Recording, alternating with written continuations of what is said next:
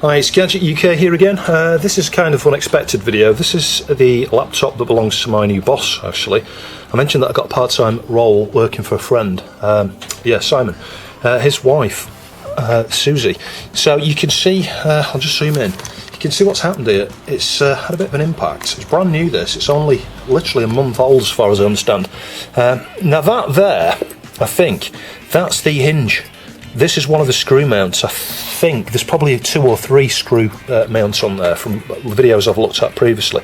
So I think the plastic part of the lid here, not the actual hinge, but the lid, I think that's sheared off. If you just watch this just carefully, I'll see if I can just push it. It will go back down. Yeah, it's not gone all the way in, has it? Like if I hold it like this and then twist it, you'll see, look, it's moved. So I've forced the hinge, and you can see this is now a lot flatter. So that's the problem. So let's just tilt it back up. So I'm not sure how well you'll be able to see that. The screen is okay. What I would say is, with a bit of continuous movement here, of opening and closing this, the screen could fail in this area here. It's a touch screen as well, this. So my recommendation for the moment, while I wait for the part to come, I'm going to suggest just when you open it up, I'll show you, if we just try and close the screen. Closing it's not a problem because the hinge is naturally forced by the inside of the plastic part there. But as she opens it up, I'm going to suggest that she puts her hand in here, tries to squash it flat and open it at the same time as keeping some pressure there on the screen like that. Can you see that? Because what you're doing there is forcing the hinge to move. If you don't do that, this will flex out and we could get a failure in this area of the screen. So anyway, at least I'm comfortable. I think that I need to order the whole enclosure of the back part of the screen here. Let's just switch that off. So I'm going to suggest that's what they do, or I do, one of the two. I can order that part, I think. I'll just make a note of the model number. If we just carefully close that again now. Like I say, as you close it, it's not so much of a problem because it forces the hinge shut.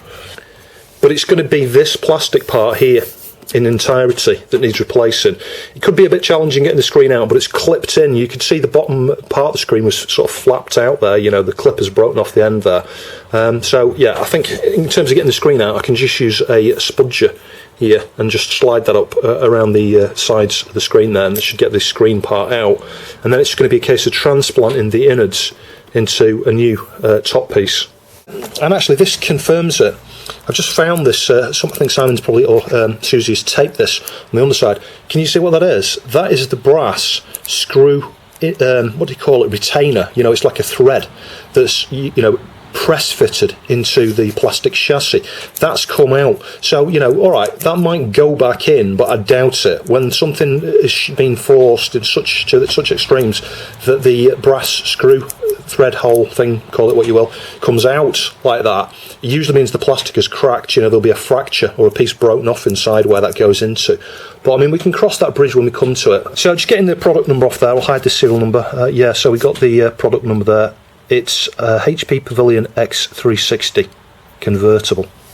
So I've been asked to try and see if I can fix this. So we'll carefully see if we can just use the spudger here, just to see if we can separate.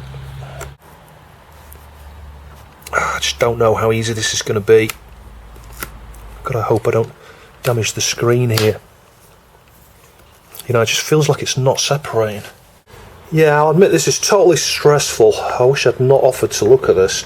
But as you can see, just sliding across the top here, can you see it's separated here? All the way along. And there's been no cracks or nasty noises yet. Fingers crossed we don't get any more. Yeah, you can hear it snap there in the corner. Well, not snap, click off. So I've just got this side to do, and then hopefully it should come off. So we're in there, and we can now see what is wrong with this. It's separated completely, the hinge, which is what I thought. It's separated from the top part. Now the question is, has it broken? I think maybe it has. We've got a screw or something missing here. Can I temporarily fix this? I'm not sure. So I managed to get one of the screws out there. The brass thread thing was still on it, and you can see the bits of plastic just came off in the process. It's really fragile plastic. So I've got the part number off here replaced with HP spare, and there's a part number there. I've taken a photo of this just in case that's not the part number, but I think it is. I think that's for this whole plastic lid assembly. In theory, the hinge could be, you know, bent. You can see it's bent a little bit, straightened out a little bit, and screws put back in. We've got one screw missing. I don't know where that is. I don't see it in here. It must have fallen out at the point of when it broke. We do have the brass mount though, but you know, that's no good. But we can manage with 2 screws there. I might even be able to find a screw that's a similar size myself. So if I can just get this last one out, I think what I'm going to do is epoxy these into the little cavities, and we'll just leave it for 24 hours or so, and I'll have a go and see if that will work. It might not. I might have to strengthen it somehow. I don't know. What you could do to strengthen it is cut a piece of clear perspex, you know, like, I don't know, 0.5 millimetre thick, and stick it over there, you know, with the holes in the right places, and maybe overlap it on the very edge here, maybe epoxy it there, epoxy it over here. You've got nothing to lose because we're going to replace this whole piece anyway, I think, ultimately. Yeah, the exact same thing has happened with that one. The screws come out with the brass mount on the back, and the plastic has just disintegrated, it's crumbled. There's just little bits of it, so if I just carefully hold the screen and hold it and kind of shake it up like that, you can see the little bits of falling out on the floor here. Can't do anything with those. It's that awful plastic that just crumbles and disintegrates. But what we can do now is just grip the brass mount like that with pliers, and these screws I think come out okay unless the thread's bent on it. It feels like that one might be a bit stiff actually from the impact. Let's try that again. Yeah, it's coming out, look. Yeah, I don't know, you can see that. I don't know if it's focusing very well, but yeah, screws out, and there's our brass mount. I'll put that way up, same as that one, so I know which way to go. So yeah, they want to go that way into the case, you know, with the flat side facing the lid kind of thing. So it's just a question now of what can I do with this. It'd be nice if I could just move this bracket out of the way a little bit. I just don't know whether I can, because you know, it's bent as well, isn't it? I mean, we can straighten it while we're here a little bit, like that. So I'll get the brass mounts in there. I've got the third one, so I'll fit all 3 and epoxy them and just, I don't know, hope for the best, I think.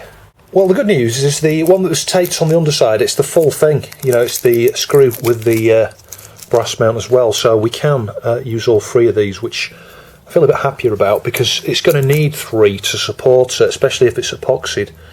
So I've put the brass mount into position there. It's going to need a bit of manoeuvring though, because it kind of countersinks into the little, there's a star shape in the plastic below it, so it's going to take a bit of manipulation to get this in just the right spot now, I think. Certainly not easy. So I'll just mix some 2-part epoxy here, Araldite. I had to order some more of this because I've run out now, and I use this a fair bit for various things. It's not that expensive. Well, I say that, it was like £4 for a couple of small tubes, but anyway, so we've mixed that. I've got more than enough to do the whole thing here now, and I'm going to use this, I think, just to try and apply it, and I'll show you what I'm going to do to start with. To start with, I'm going to try and get it into the hole and underneath, you know, squish it down. We'll do one hole at a time, because if it goes on the underside of the hole, it will support it from the top side, if that makes sense. So I've got enough there. So if we now pull this into position, just drop it there like that. Use my other screwdriver just to try and get that to go in and flat. And this is the difficult bit, making sure that that is totally flat is not easy. This is going to be really difficult to do because the screw is going to have to go into that, isn't it? And if you've got epoxy in the middle of the blooming thing like that, the screw's not going to go in. Oh, this is so difficult to know how to deal with. You know what? There's no easy way to do this, because as soon as you stick this in, the epoxy is going to go under the screw. If you put the screw in, the screw could get stuck to the epoxy. I'm just not really sure on the best way to approach this. See, for example, if you stick that there now, the epoxy is going to stick on the underside of the screw. It's a no-win. So I changed my approach because I thought that there would be problems trying to get the screws out and the threads coming undone and stuff afterwards. So as you can see, I pegged it. I've got a massive amount of support behind it here, pushing the screen in the exact right place here to keep this flat. Can you see all the screws are all flat? They're all in the right place. There's a lot of epoxy underneath it, all around the screw mounts and everything. So the very worst case is we'd have to, you know, chip off the epoxy and stuff, maybe replace those 3 screws. But I'm pretty sure that based on the current damage that, you know, there's occurred there, that's perhaps the best approach for the moment. I'm just going to leave this overnight now. It'd be ideal if I could clamp this side as well, but I've got no way of doing that.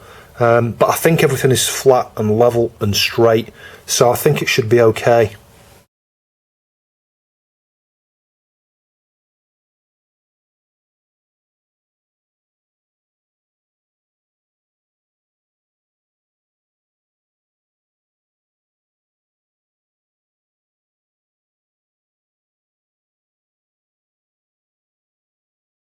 So it's been drying overnight. The one thing I would say is the peg was stuck to it.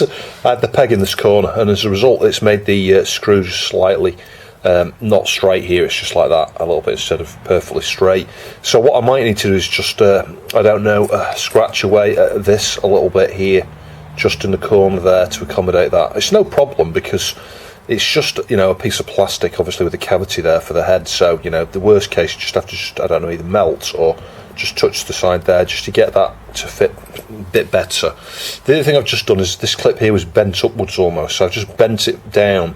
Now I'm just going to touch with the soldering iron here on this side very carefully. I'll make sure it's not, I'll lift it up like that, just very gently touch that corner just to strengthen it, because that will break off if any force is there. But that's needed to, you know, clip into there. You know, the way this goes back on now as I reassemble it is you feed that through that little hole and you do the one on the other side and then just lift the screen up and clip it on. The screen still works. I tested that yesterday. So the one thing I would say is this is totally straight. These are flat, it's flush, it's just this screw head. If I'd been a bit extra careful here with the clamping and clamped not on the screw but just on the very edge there, it would be perfect. The other thing I would say is I did straighten this bracket because it was kind of like pointing out a little bit, kind of like that, you know, not very far, not as far as that, not as extreme, but it was bent a little bit like that. So I straightened it out before I did the work. But if I just carefully show you now, you can see it does open and close. It's a bit easier if the screen is kind of lifted up to this position here. If you just watch this now, I can close it completely and I can open it completely.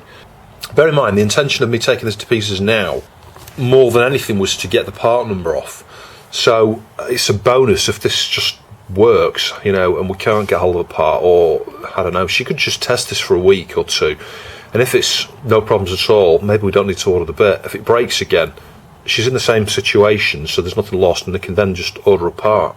So I want to just carefully lift the screen like that. I'll hold it with that hand if I can, and just gently, as I say, not doing much here, just going to touch into the corner.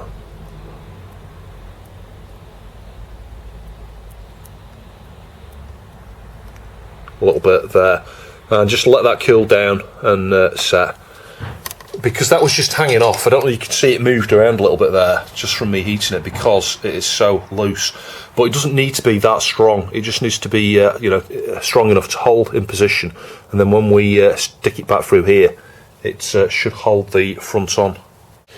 So now for the bit I've been dreading, putting it back together.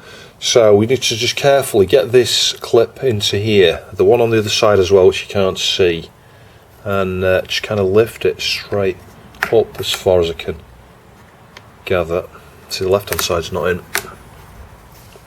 Yeah, it took a bit of work to get this this corner in here, but as you can see, that's in. Let's just make sure it's on the bottom. Yeah, it is. So it's in all the way across. We just need to now just carefully squeeze and clip. And I think most of the clips are on the top side here. Do you see that? Yeah, easily does it, carefully. Does it even. What you don't want to do is break the screen. Oh, come on, go in without break. So I've given it a quick clean. Let me show you where we're at with this now. So you can see where the original impact was here. Can you see these two gouges? That's where the impact has occurred. but the hinge here looks perfect. So obviously I straightened it before gluing. Well, I don't like the word glue because I used epoxy, not glue. And if I just carefully open this, you'll see it opens normally. There's no resistance. It's held here at this point. This was flapped out, you know, because that little black piece of plastic was not clipping it in.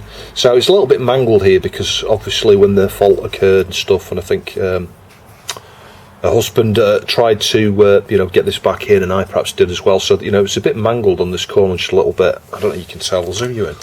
Yeah, so you can see the plastic was a bit marked here, and that was a result of it overhanging. You know, it was overhanging on this side here, hanging out.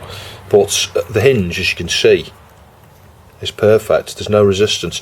This is the thing though, if you're going to try and epoxy something like this, you need to make sure that mechanically these bits are totally straight, because if the hinge has got a twist on it, then when you've epoxied it, it won't hold. And the reason it won't hold is because there'll be so much stress at a slight angle.